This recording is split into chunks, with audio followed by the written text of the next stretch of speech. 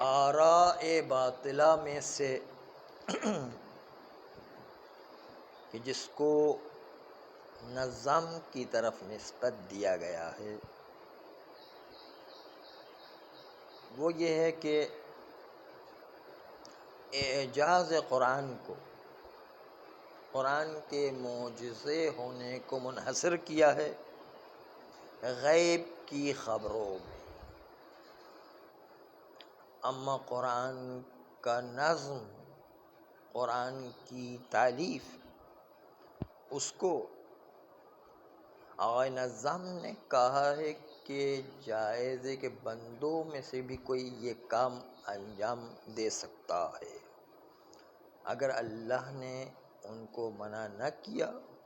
تو بندے میں بھی طاقت ہے کہ یہ تالیف اور نظم قرآن کی طرح وجود میں لے کر آ جائے۔ آقائے بغدادی کتاب فراق میں نقل کرتے ہیں اپنے اس قول میں کہ آقائے نظام نے اعجاز قرآن کو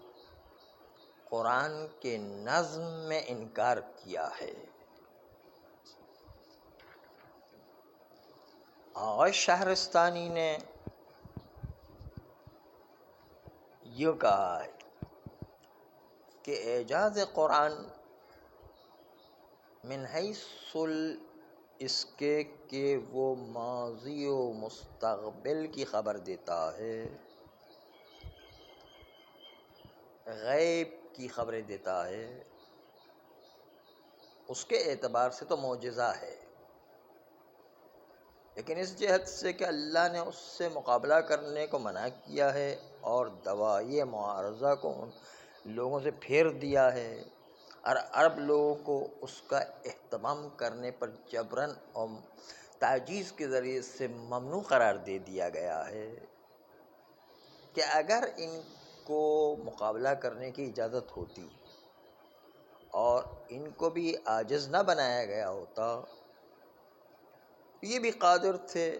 کہ سورے کو اس کی مثل بلاغت و فصاحت و نظم کے اعتبار سے لے کر آتے۔ یہ جو ہے صرف غیب کی خبروں میں قرآن معجزہ ہے نظام کے نزدیک، باقی اور کسی چیز میں معجزہ نہیں ہے قرآن۔ یہ تو تھا نظام کا نظریہ۔ آغاز سبحانی اس پر اپنا نوٹ اقولو کہہ کے لکھتے ہیں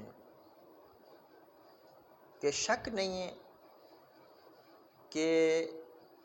انسان کو معجزہ قرآن ہونے سے روک دیا ہو اور مقابلہ کرنے کی طاقت ختم کر دی ہو، یہ والی بات، یہ مذہب نظام یقیناً نص قرآنی کے خلاف اور اجماع امت کے خلاف اور مذہب قطعاً باطل ہے،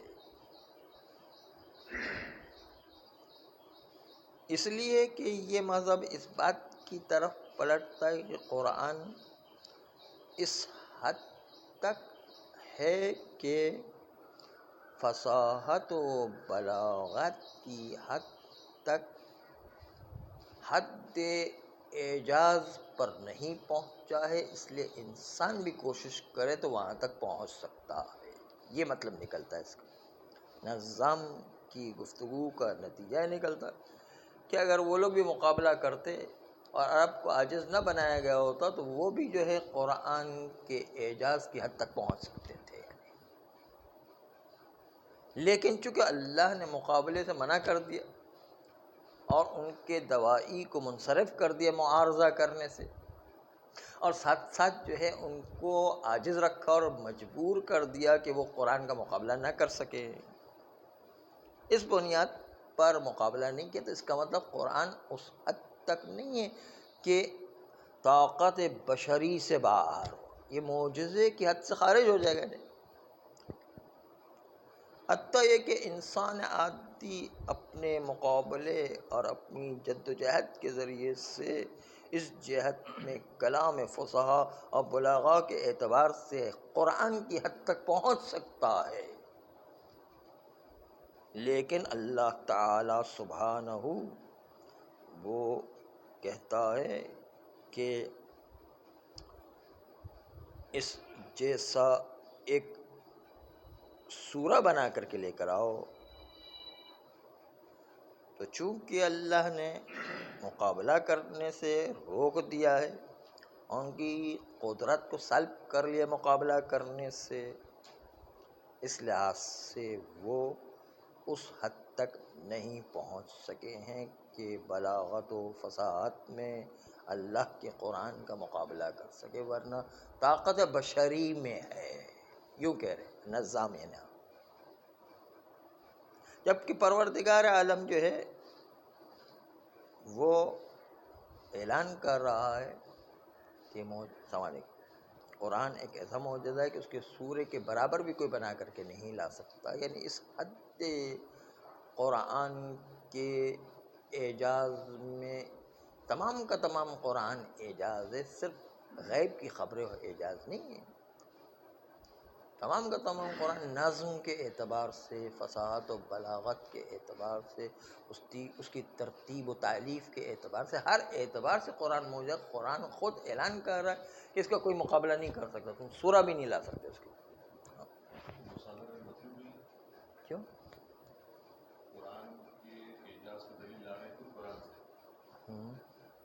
جبکہ دلیل غیر سے ہوتا ہے۔ وہ اس لیے دلیل لا رہے ہیں کہ واقعیت میں وہ اگر کر سکتے ہوتے تو اتنی ساری جنگیں نہیں لڑتے، خالی لے قرآن کی جو ہے ترتیب لے کر آتے، مقابلہ ہو جاتا خود بخود۔ قرآن جو ہے وہ تحدی کر رہا ہے، اس وجہ سے یہ جو ہے واقع میں نہیں لا سکے ہیں، اور اگر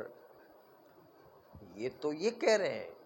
اس کا مطلب یہ کہ بشریت کی طاقت تھی، جب قرآن خود کہہ رہا ہے کہ معجزہ ہے تو اس کے باوجود جو ہے لیکن یہ کتاب میری ہے، کیونکہ کتاب میری ہے۔ نہیں، یہ نہیں کہہ رہے، یہ کتاب میری اس لیے کہ جو ہے یہ میں نے اپنے ہاتھ سے لکھی ہے، یہ بیان ہے، یہ معجزہ ہے اس لیے کہ اس کا مقابلہ نہیں کیا جا سکتا ہے، یہ دلیل لے کر آ رہے ہیں، دلیل ہے اس کا۔ اس لیے تفسیر اعجاز قرآن اس معنی میں کہ صرف غیب کی خبروں میں معجزہ سمجھے، باقی قرآن کو معجزہ نہ سمجھے، یہ باطل ہے، قطعاً انتہائی غلط عقیدہ ہے۔ قرآن تمام جہات سے معجزہ ہے۔ دوسری بات یہ کہ قرآن مسلمانوں کے نزدیک معجزہ ہونا، خارق العادہ ہونے کا مطلب ہی یہ ہے کہ کوئی اس کے مقابلے کی چیز لا ہی نہیں سکتا، انسان بشریت کی طاقت سے باہر ہے، اور چاروں جوانب میں تمام مسلمانوں کا اتفاق ہے، چاہے فصاحت و بلاغت ہو، چاہے فصاحت قصویٰ ہو یعنی انتہائی فصاحت ہو، چاہے بلاغت علیٰ ہو چاہے انتہائی بلاغت ہو، نظم مہذب جس میں جو ہے زائد چیزوں کو نکال دیا گیا، اسلوب بدیع نیا انداز جو ہے، اس تمام چیزوں کے اندر، چاروں جہت کے اندر، نظم کے اعتبار سے، تالیف کے اعتبار سے خود قرآن تمام مسلمانوں کے نزدیک معجزہ ہے۔